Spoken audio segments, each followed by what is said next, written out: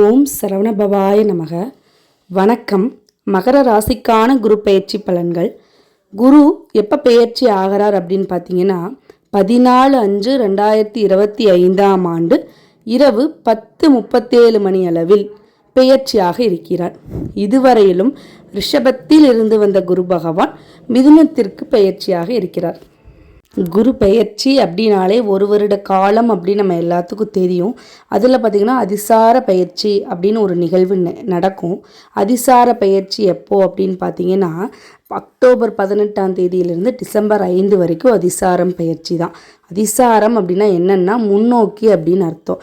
அதாவது மிதுனத்திலிருந்து கடகத்தில் ஒரு 49 நாட்கள் கடகத்தில் குரு இருப்பார். அந்த ஒரு காலகட்டத்தை தான் நம்ம அதிசார பயிற்சி அப்படின்னு நம்ம சொல்கிறோம். 49 நாட்களுக்கு பிறகு, அதாவது டிசம்பர் 5ஆம் தேதிக்கு மேலே மீண்டும் மிதுன ராசிக்கே குரு பெயர்ச்சியாகி விடுவார். இப்படி தான் ஒரு வருட காலம் குரு பெயர்ச்சி இருக்கும். எந்த ஒரு பெயர்ச்சியாக இருந்தாலும், குரு பெயர்ச்சியாக இருந்தாலும், சனி பெயர்ச்சியாக இருந்தாலும், ராகு கேது பெயர்ச்சியாக இருந்தாலும், எந்த ஒரு பெயர்ச்சியாக இருந்தாலுமே 40% மட்டுமே கோச்சார பலன்களை தரும். மீதி ஒரு 60% அப்படின்னு பார்த்தீங்கன்னா தனிப்பட்ட ஜாதகரோட கட்ட அமைப்புகளை பொறுத்தும் நடப்பு தசாபுத்தியை பொறுத்தும் பலன்கள் வேறுபடும்.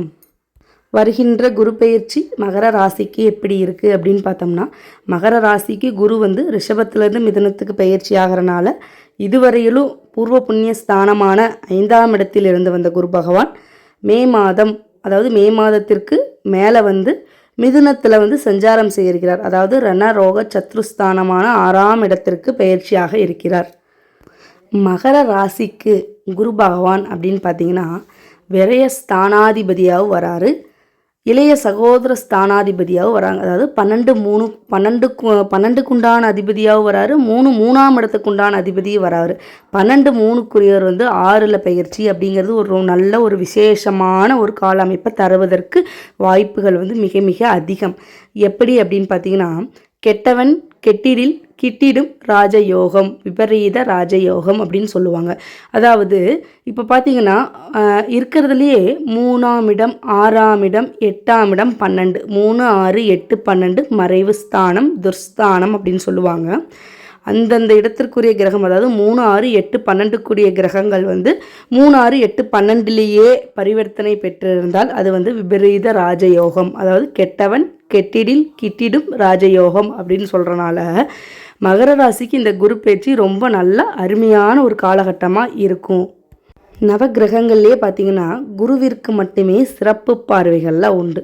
குரு தான் நின்ற இடத்திலிருந்து 5ஆம் பார்வை, 7ஆம் பார்வை, 9ஆம் பார்வை, அதாவது 5, 7, 9 அப்படின்னு சிறப்பு பார்வைகள்லாம் உண்டு. குரு 5ஆம் பார்வையாக தொழில் ஸ்தானத்தையும், 7ஆம் பார்வையாக விரயஸ்தானத்தையும், 9ஆம் பார்வையாக குடும்பஸ்தானத்தையும் பார்வையிட இருக்கிறது.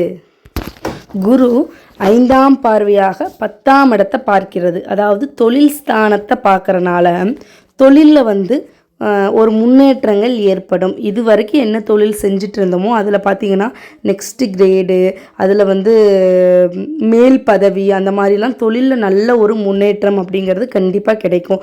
சொந்த தொழில் ஆரம்பிக்கணும் அப்படிங்கிற எண்ணம் இருந்தால் கண்டிப்பாக அது சக்ஸஸ் ஆகும். தொழில் ரீதியாக நல்ல ஒரு சிறப்பான முடிவுகளில் எடுப்பதற்கு நல்ல ஒரு காலம் அப்படின்னு நம்ம சொல்லலாம். அடுத்ததாக பார்த்திங்கன்னா 7ஆம் பார்வையாக விரயஸ்தானம், அதாவது 12ஆம் இடத்தை குரு பார்ப்பதினால் வெளிநாடு, வெளிநாட்டு பயணங்கள், வெளிநாடு சம்பந்தப்பட்ட தொழில்கள், வெளிநாட்டில் வேலை, இப்போ இருக்கிற வேலை திடீர்னு ப்ரமோஷன் கிடைக்கும், வெளிநாடு செல்றக்கூடிய அமைப்புகள்லாம் கிடைப்பதற்குண்டான நல்ல ஒரு காலம் அப்படின்னு நம்ம சொல்லலாம். இடம் விட்டு இடம் மாறணும்னு நினைக்கிறவங்க கண்டிப்பாக அவங்களுக்கு ஒரு நல்ல ஒரு காலம்.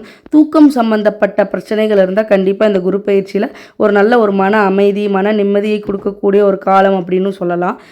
குரு 9ஆம் பார்வையாக 2ஆம் இடத்தை, 2ஆம் இடம் அப்படின்னா தனம், குடும்ப, வாக்குஸ்தானமான 2ஆம் இடத்தை பார்ப்பதினால் பண வரவு அதிகரிக்கும். இதுவரையிலும் பொருளாதாரத்தில் இருந்து வந்த சிக்கல்கள்லாம் விலகி பணப்புழக்கம் அதிகரிக்கும்.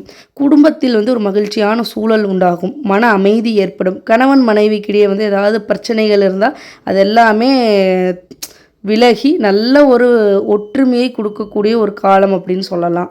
பொதுவாகவே மகர ராசிக்கு இந்த 2025ஆம் ஆண்டு குரு பயிற்சி நல்ல ஒரு பலன்களை அளிக்கக்கூடும். ஜோதிடம் தொடர்பான பயனுள்ள தகவல்களை பெறுவதற்கு இதுவரைக்கும் சப்ஸ்கிரைப் பண்ணாமல் பார்த்துட்ருக்கவங்க கண்டிப்பாக சப்ஸ்கிரைப் பண்ணுங்கள். பக்கத்தில் இருக்க பெல் ஐக்கானை கிளிக் பண்ணுங்கள். அப்போ தான் நாங்கள் அப்டேட் பண்ணுற வீடியோஸ் வந்து உங்கள் நோட்டிஃபிகேஷனில் வரும். தேங்க்யூ ஃபார் வாட்சிங்.